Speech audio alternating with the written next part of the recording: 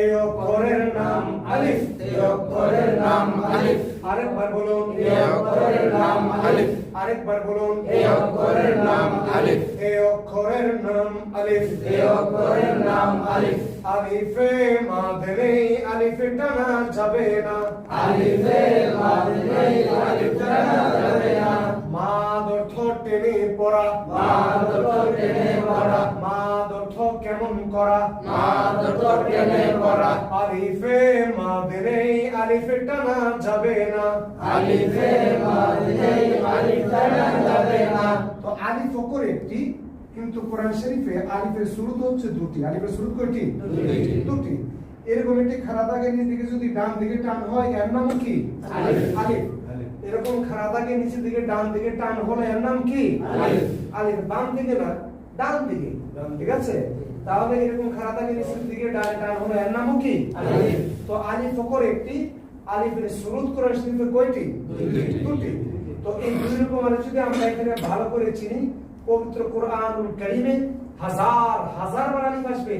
এই দুই রকম আলিফই আসবে, এর চেয়ে কমও আসবে না, এর চেয়ে বেশিও আসবে না। কথা ঠিক না বেঠিক? ঠিক।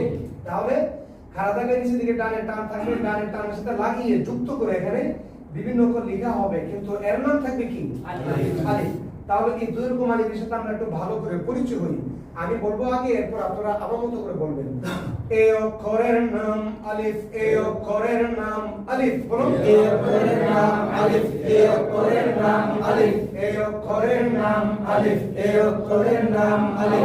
এই অক্ষরের নাম আলিফ। এই অক্ষরের নাম আলিফ। বাস।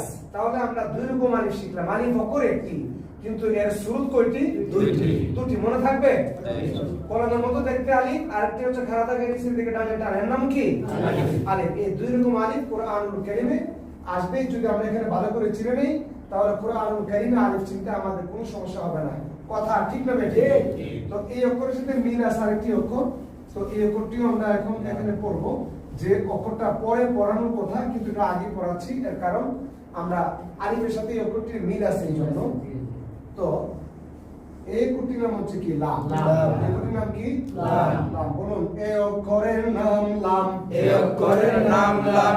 অনেকটাই মাছ ধরা বড়শির মতো দেখতে, কিন্তু এগুলির নাম কি? লাম। এই অক্ষরের নাম লাম। এই অক্ষরের নাম লাম। আরেকবার বলুন, এই অক্ষরের নাম লাম। আরেকবার বলুন, এই অক্ষরের নাম লাম। একরকম নাম চিনলে হবে না। কোরআনুল কারীমে এই লামটার তিনটা শুরুত হবে। কয়টা শুরুত? এই লাম কোরআনুল কারীমে যদি প্রথমে আসে, তাহলে এরকম খাড়া দাগের নিচের দিকে বাম দিকে টান, এর নাম কি? লাম।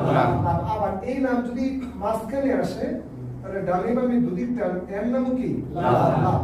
এই তিনটি শুরুতের লাম যদি আমরা ভালো করে চিনি, পবিত্র কোরআনুল কারীমে হাজার হাজার লাম আসবে, এর চেয়ে কমও আসবে না, এর চেয়ে বেশিও আসবে না। তখন সেই জায়গায় লাম চিনতে আমাদের কোনো সমস্যা হবে না। কথা ঠিক না বেঠিক? তাহলে বলুন, এই অক্ষরের নাম লাম। এই অক্ষরের নাম লাম। এই অক্ষরের নাম লাম। এই অক্ষরের নাম লাম। এই অক্ষরের নাম লাম। এই অক্ষরের নাম লাম। এবার আমি একা পড়বো, এরপর আপনারা আমার মতো করে পড়বেন। এই অক্ষরের নাম লাম। এই অক্ষরের নাম লাম। এই অক্ষরের নাম লাম। বলুন, এই অক্ষরের নাম লাম। এই অক্ষরের নাম লাম। এই অক্ষরের নাম লাম। এই অক্ষরের নাম লাম। এই অক্ষরের নাম লাম। এই অক্ষরের নাম লাম। এই অক্ষরের নাম লাম। এই অক্ষরের নাম লাম। এই অক্ষরের নাম লাম। বাস। তাহলে এই লামের সাথে মিল আছে আলিফ অক্ষরের। খাড়া দাগের নিচের দিকে ডানে টান, এর নাম কি? আলিফ। খাড়া দাগের নিচের দিকে বামে টান, এর নাম কি? লাম।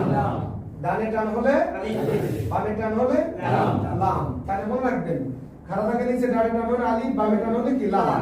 মানে জমজ, যেরকম দুই ভাই একই চেহারা, দেখা যাচ্ছে কি চেনা যায় না।